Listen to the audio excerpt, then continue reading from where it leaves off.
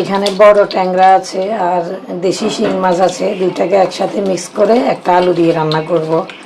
এখন লবণ হলুদ মরিচ এখানে দিয়ে দিয়েছি, এটাকে মেখে নিচ্ছি। তারপর তেলটা গরম দিয়েছি, এখন মাছগুলো একটা একটা করে দিয়ে দিব।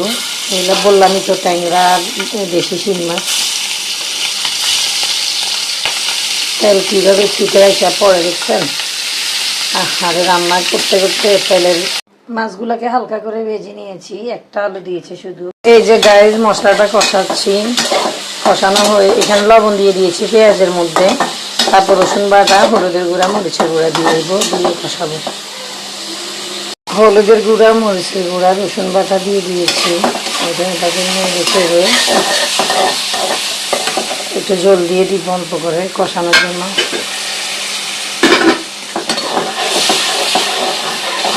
কষানোর জন্য জল দিয়েছি, ওটার মধ্যে আলুটাও দিয়ে দিব, নরম হয়ে গেলে উপর দিয়ে মাছটা দিয়ে দিব।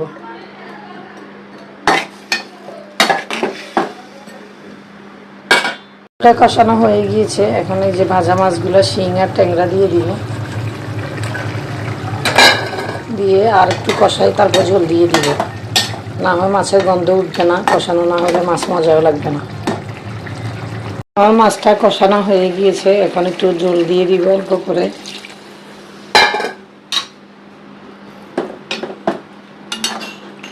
হয়ে আসলে ধনিয়া পাতা দিয়ে নামিয়ে নিব। মাছের ঝোলটা হয়ে গিয়েছে, এখন ধনিয়া দিয়ে দিচ্ছি।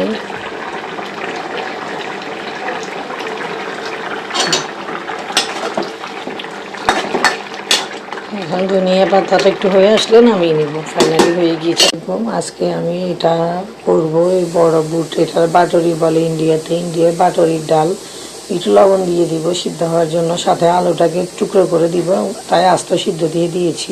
এটার সাথে এই বুটের বাটরিটা দিয়ে খাবো আমরা, ফুরি টাইপের ফুরি বানাবো মোটা মোটা করে। এটা বুটের বাটরি বলে, দুইটার নামে বুট বাটরি, বাটরিও বানাবো।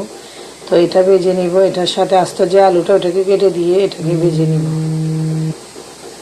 এই যে এটা সিদ্ধ হলে ভেজে নিব, তারপর এগুলা দিয়ে খাবো। এই যে অনেকগুলা বানিয়ে নিয়েছি, এখন এগুলা ভাজতেছি। মাশাআল্লাহ দেখেন কি সুন্দর, একদম ফুলকো ফুলকো হয়ে গেছে পুরির মতো। এই যে আবারও দুটা তিনটা করে দিয়ে দিচ্ছি।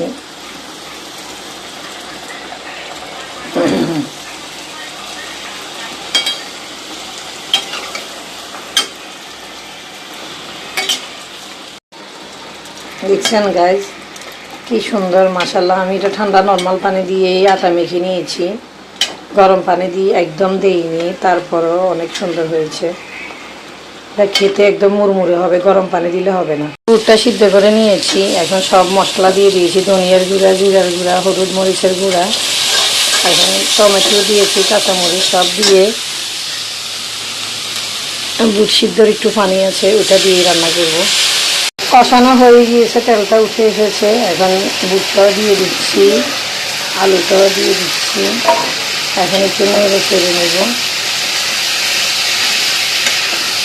এখানে বুটের সিদ্ধ পানিটা ফেলবো না, আরেকটু আছে, হয়ে গিয়েছে, তেল উঠে এসেছে। এখন একটু দই দিয়ে নামিয়ে নিব।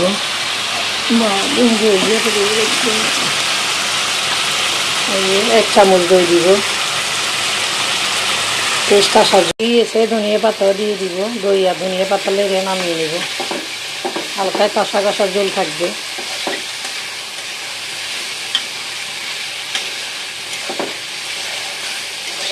হয়ে গিয়েছে।